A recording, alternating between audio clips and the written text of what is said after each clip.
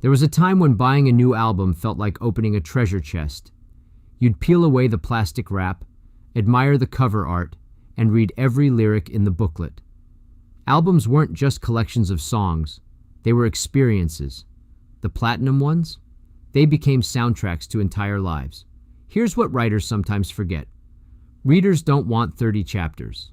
They want 30 tracks they can't stop replaying. A platinum-selling album succeeds because every song has its own identity.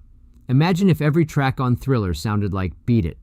By the fourth song, you'd be exhausted. Instead, every track feels different while belonging to the same emotional world. Writing works the same way. Every chapter should feel like its own hit single, not because it's louder, because it's unforgettable. Think about your favorite albums from the 90s. You didn't listen because someone assigned them. You kept pressing play because one song made you feel unstoppable while riding in a friend's slightly dented Honda Civic with a CD binder packed full of discs that probably weren't all legally purchased. Stories create the same feeling. Readers remember scenes, not page numbers.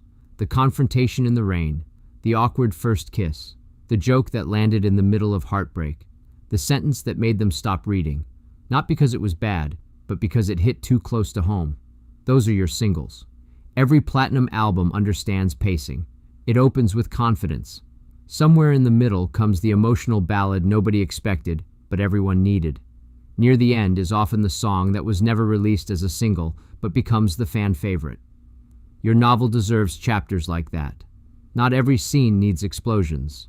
Sometimes the quiet chapter, where two characters simply share burnt coffee, is the one readers remember for years. Silence, used well, is louder than fireworks.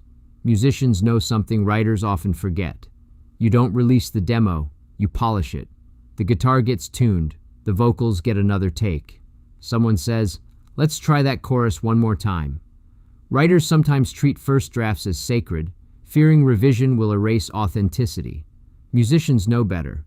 Nobody wins Album of the Year with good enough. Revision isn't betrayal.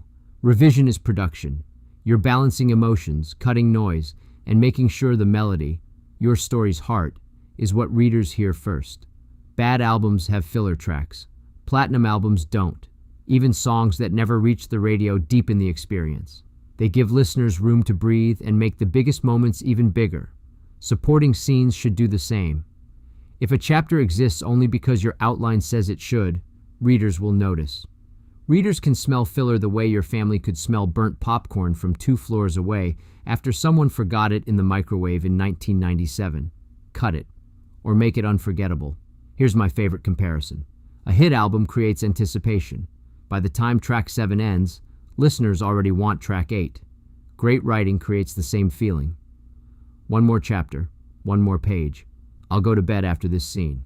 Suddenly, it's 1:43 a.m., your coffee is cold, your phone battery is nearly dead, and tomorrow has become today's problem. Readers forgive that. In fact, they thank you for it. The funny thing about platinum records is that people don't love them because every note is technically perfect. They love them because they feel something. The same is true for stories. Readers won't remember every adjective you use to describe a sunset. They'll remember who stood beneath it. They won't remember every clever sentence. They'll remember every emotion. So the next time you sit down to write, don't ask if you've finished another chapter. Ask whether you've written another track worthy of the album. Would someone replay it? Would they quote a line years later? Would they tell a friend, "Just wait until chapter 9"? That's the literary equivalent of hearing your song on the radio for the first time. Because books, like platinum albums, aren't measured only by length. They're measured by replay value. Write something readers can't stop humming long after they've closed the cover. That's how stories earn gold. Then platinum.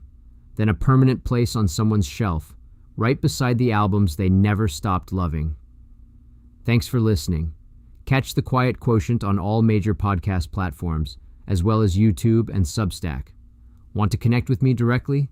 Visit jimhansonmedia.com, where you can follow the podcast via our RSS feed and explore more writing resources. If you enjoyed this episode, please like, follow, and subscribe. Your support helps The Quiet Quotient continue creating content for writers like you. Until next time, keep writing, keep wondering, and keep creating.